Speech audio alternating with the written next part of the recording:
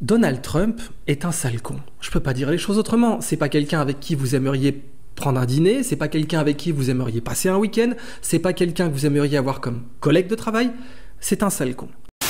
Les gens sont dingues. C'est-à-dire qu'ils sont tellement anti-Trump. Il faut comprendre un truc, c'est que l'anti-Trumpisme, c'est devenu une religion. Aujourd'hui, tu n'as plus le droit de dire « mais Trump, il a aussi fait des choses bien ». Non, ta gueule. Non mais attendez, il a créé 3000... Ta gueule. Mais vous pouvez être bon dans un domaine et être un sale con, c'est un fait. Alors, est-ce que Trump est bon en politique ? La réponse est oui, il a plié tous les ténors républicains en une seule fois. Non, ta gueule. Il a ramené la Banque centrale américaine sous le contrôle du Treasury, du Trésor. Non, ta gueule. Est-ce qu'il est bon, entre guillemets, en politique étrangère ? Ça, c'est un vrai sujet. Encore une fois, je ne suis pas américain. Ça veut dire que moi, le premier critère qui m'intéresse pour un futur président des États-Unis, c'est est-ce qu'il est pacifique ? Est-ce qu'il résout des conflits ou au moins, est-ce qu'il n'en commence pas ? Eh bien là, Trump, bien entendu, je lui tire mon chapeau. Il n'a commencé aucun conflit dans tout son mandat. Non, ta gueule. C'est-à-dire qu'on en est à un point où les députés de la République En Marche, ouvertement à l'Assemblée nationale, proposent d'envoyer dans des camps les personnes positives au Covid-19. Le moindre que nous pouvons faire, c'est être courageux et dire non pour nos enfants. Il faut arrêter ces commentaires et ces histoires de « mais et le vaccin ?» Parce que vous avez peur de perdre un travail, parce que vous avez peur de ne pas pouvoir voyager dans le système de l'état profond. Bill Gates, encore lui. Ben oui, pourquoi lui? Parce que c'est un des principaux financiers du Forum économique mondial, de l'OMS, etc. Hein. Défenseur du vaccin contre le dépeuplement, puisqu'il a dit qu'il voulait réduire la population à 15% avec les vaccins, c'est lui qui le dit.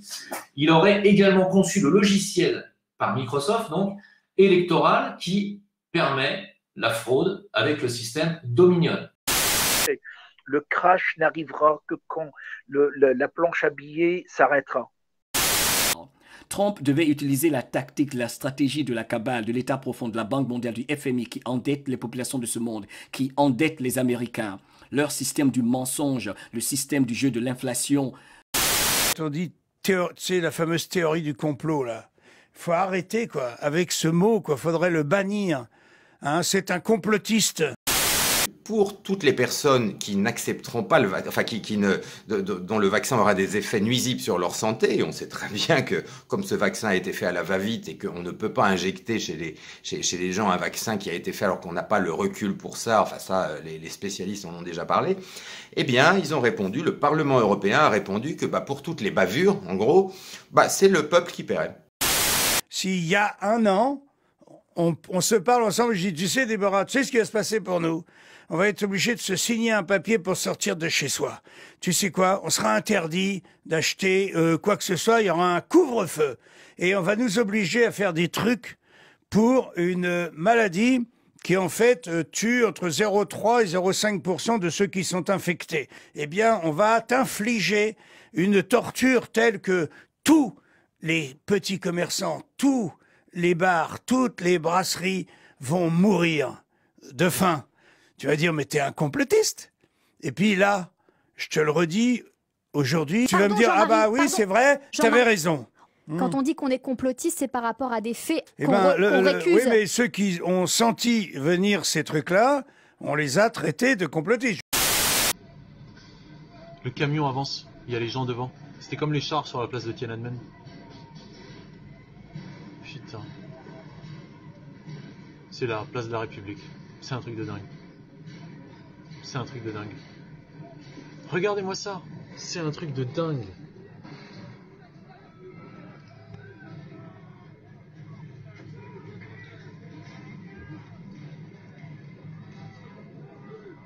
C'est littéralement de l'ordre de Tiananmen, quoi. Enfin... On a besoin d'une masse critique. T'as pas besoin que 50%, 30%, 40% de la population se réveille. T'as besoin 5 à 10%, il faut que ça soit effectif.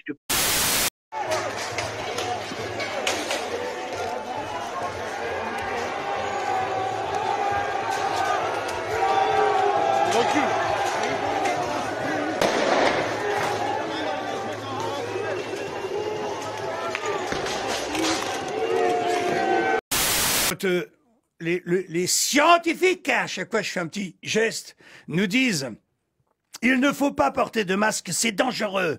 Et quand 3 semaines après, ils nous disent « Il faut porter un masque, c'est obligatoire ». Qu'est-ce qu'on peut penser? Est-ce qu'il y a quelque chose de complotiste là-dedans? Donc là, voilà, vous n'êtes plus des complotistes, je suis ravi de vous l'apprendre. Vous aviez raison, nous avions raison. Et donc, ce qu'ils veulent instaurer, c'est une vraie dictature totalitaire. Mais ça suffit pas, hein. Ils veulent en plus donc prendre vos enfants et les mettre dans des camps, les isoler. Je suis enragé, on nous prend pour des cons. On nous manipule, on organise une dictature chez nous. Comment je serais pas en colère? Oh! Comment je serais pas en colère? On nous prend pour des cons. On nous manipule, on fait crever nos commerces, on détruit l'industrie mondiale. Pourquoi? À qui profite le crime? Je me suis toujours battu. Qu'est-ce que je vais faire? Je vais perdre tout ce que j'ai. Mais tout. Je vais tout perdre. Qu'est-ce que je vais faire?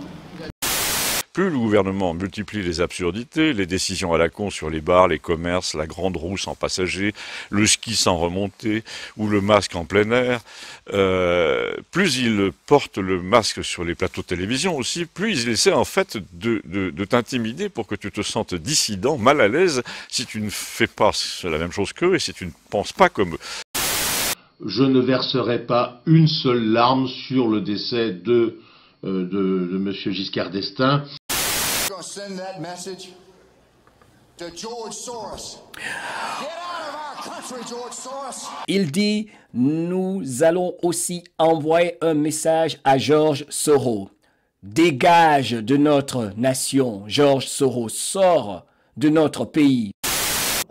Une vidéo de la chaîne NBC qui date de 2019 qui fait un reportage justement sur ce salon des hackers et qui montre qu'en quelques minutes, je crois, si ma mémoire est bonne, c'est en moins de 6 minutes, vous avez des gamins avec des ordis qui arrivent à rentrer dans toutes les failles du système de la machine électronique. Si on peut hacker un pacemaker, une pompe à insuline, un ATM, un distributeur de billets ou un porte-conteneur, croyez-moi, bien entendu, on peut hacker les machines à voter. Bien, je dis bien apparemment.